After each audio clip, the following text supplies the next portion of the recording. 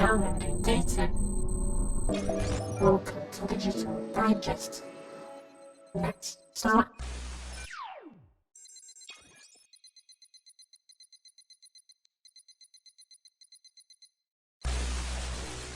Hey guys, welcome to Digital Digest, the new segment here. Today's topic is about the state of 3D fighting games. Now, just to get briefly into it, this point of discussion was actually inspired by a video posted by Game Informer, and they interviewed Harada and Michael Murray. Harada, of course, being the game director of Tekken and now Tekken 8, and Michael Murray, who's the Tekken producer. They asked very great questions about the game to them, and one of them was the current state of 3D fighting games. 3D fighting games were more common, and now it seems like Tekken is the one that is really kind of standing atop the mountain, whereas franchises like Mortal Kombat have gone back to the 2D realm of fighting.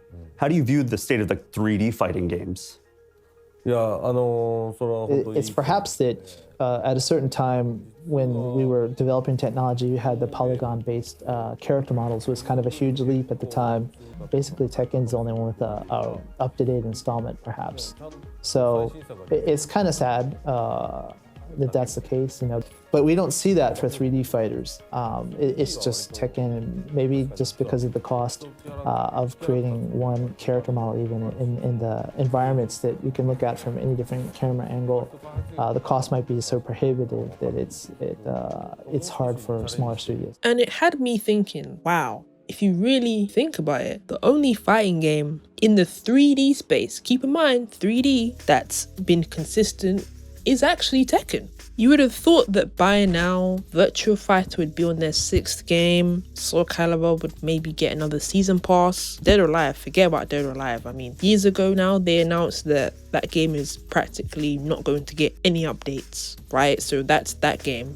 Of course, the key reason here is developmental support. And although Tekken 7 still gets a beating, for numerous reasons which I won't get into for this discussion, the reason that game has gone through all of that to get to where it is because of development support. There's been support for the game, it's been played at tourneys. Of course, the OG vanilla version of Tekken 7 was not impressive, but it took years for Tekken 7 to get to where it is. Obviously, as you can tell by how I'm saying this right now, I do not like Tekken 7. That's another conversation for another day. That's the reason that game has been through so much and has been so successful. Let's just say the gameplay was saving its ass. And as well as that, they were continually giving you patches, season passes. But it is what it is. Without that game, we wouldn't have a Tekken 8 and we wouldn't be seeing this drastic change to the game, right? They're able to do so much. And Harada was saying actually that he had to convince Bandai Namco, because Tekken 7 has sold over 10 million copies, insane, convinced the higher ups to put more money into the game. They were kind of saying, just paraphrasing here, oh, you know, this made so much, why do you need to invest that much in a fighting game, right? Like, you can make it for half the amount, whatever. And Harada was just standing by his ground saying, this game needs a bit more backing.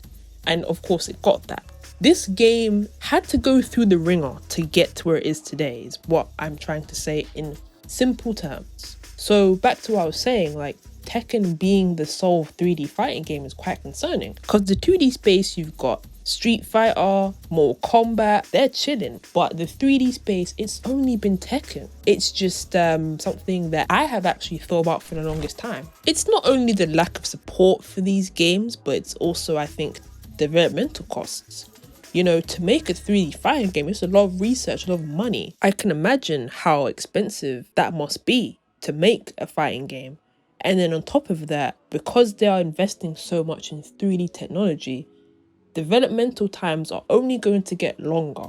The costs are only going to get bigger. It's not a game that you can make an easy ROI from. And I think that's really what it is. And that was the case with the 1990s. A lot of companies, a lot of publishers some that looked a bit sus, can't lie, I'm like, you never heard from them since. There was this trend of, oh, let's make a 3D fighting game because Tekken and VF's doing it. Developmental costs in the 90s, I don't think were as crazy as they are now due to inflation and blah, blah, blah, blah, blah. They were able to put so much money into these games. And I don't think you can talk about this topic without mentioning the economy and how it was back then and disposable income. Back then, that was the case. And that's why you never heard from those guys since, because the development cost to make fighting games has only gone up.